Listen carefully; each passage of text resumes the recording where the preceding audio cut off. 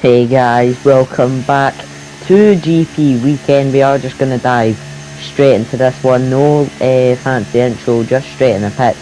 But I do hope you are having a good day. Lewis Hampton is definitely having a good day, who's just stuck it on pole, which generally did not think I'd be saying today. Lewis Hamilton sticks it on pole with Max and Lando Norris following behind. He only beat Max by 0.003 seconds, so it is going to be quite a close race tomorrow. But I'm not focused on the race today. I am focused on qualifying for the start of GP Weekend. You can probably see that there is on the channel there is no practice videos because I decided for on the 2022 games we are just going to do qualifying and full 100% race. There will be, if you guys want to see it, there will be an uncut version of the actual race, so full 70 laps. Leave in the comments of the cut version if you want to see the uncut version. But as we come around the final left-hander, we are just about, as we pass the pit lane entry now, we are going to come around the final turn, taking it nice and slow through the apex, so we can try and get a nice run out of the last turn to the line now. We start our first run in Q1. I am not too afraid of not getting it out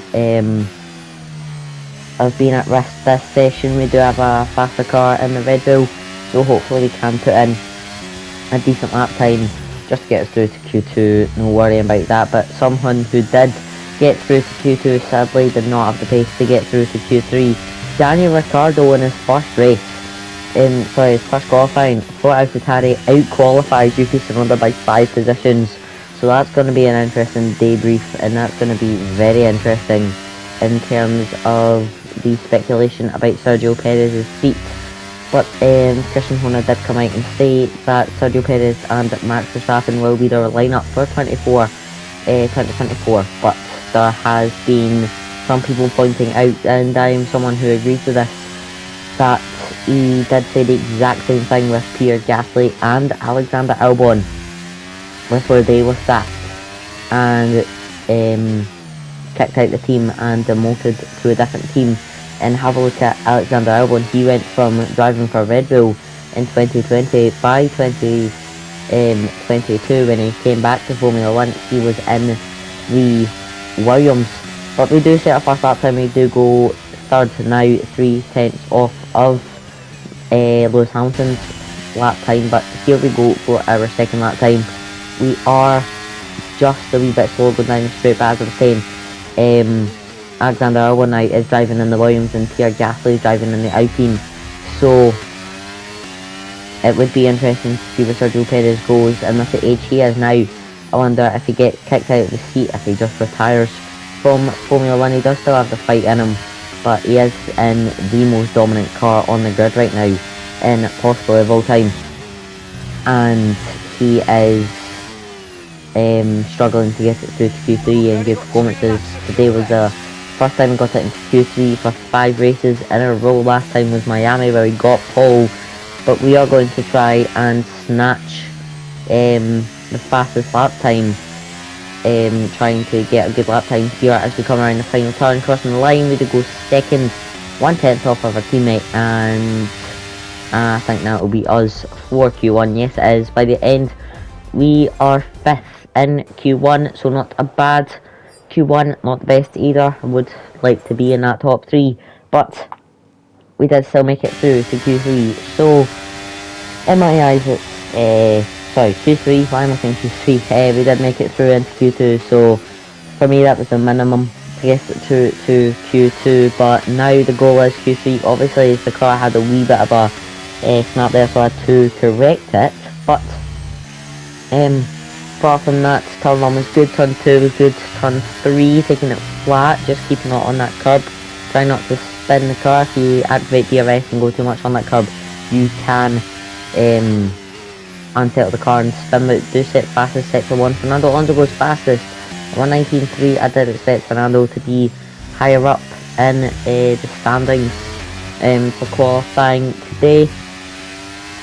Still good in the top 5. Sergio Perez, who came 8th, is still continuing his poor performances and probably the again most dominant car on the grid. He did make it through to Q3 though, which I think Red Bull will appreciate, but P8 isn't where they'd be striding towards. Max has been on pole every race except from this race from Miami to Silverstone. Now that was his pole record, but Lewis Hamilton smashed it.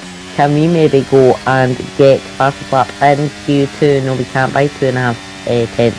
We do not make it through in first place, but apart from that, we are going to go out for another run in Q2, and hopefully we can go for a better lap time. But now coming down into turn 1, what can we do on the curb on the inside? Just trying to keep it nice and tidy. We do keep it nice and tidy, so that is a bonus for me anyways. But on our second lap we are 2 tenths down, so either we improve massively through improving massively, not going on the curb. We do set fastest sector 1, so that's interesting, going through that left hander as fast as I possibly can go. Set fastest sector 1, which is a very good start, but we are just going to try and keep it off the curbs. Through chicane could have taken a nicer line through chicane, but apart from that it was an okay chicane. There's a wee bit of a wobble on the rear end, correcting it to come through the fast right hander. Now we go off track, we don't get track limits, as again do have it on the strictest setting as I do on my My Team Career mode. And if you haven't checked out any of them videos, I would highly go and recommend some of them. We had our craziest crash in Japan, and we scored 5th place in Austria last time out after Qatar. But we are going to cross the line and we are going to go fastest. But by the end of Q2, Lewis Hamilton snatches that off of us by 1 tenth. Can we go on and beat Lewis Hamilton in Q3? That is the goal here in Hungary, so hopefully we can execute that goal and go on to get the fastest time and snatch pole in Q3. But what can we do? We've already crossed the line and we've started our run. Coming through turn 1 now, what can we do? Trying to keep it nice and tidy, no wobbles, which honestly isn't that good because that doesn't mean I'm right on the limit. Through turn 2, Sergio Perez sets fastest time at 1:18.5 right at the start of Q3. Coming around turn 3, taking that flat with our Red Bull here with probably one of the grippiest cars I've driven, but the 2020 Mercedes was something else. But now coming through chicane, can I try and get a nicer line? Yes, I can get a nicer line, which was 100 times better than my Q2 line through that chicane. But now coming through the final turn, Charles Leclerc goes fastest to 1:18.0, where we are going to cross the line and we are going to set a 1:19.1.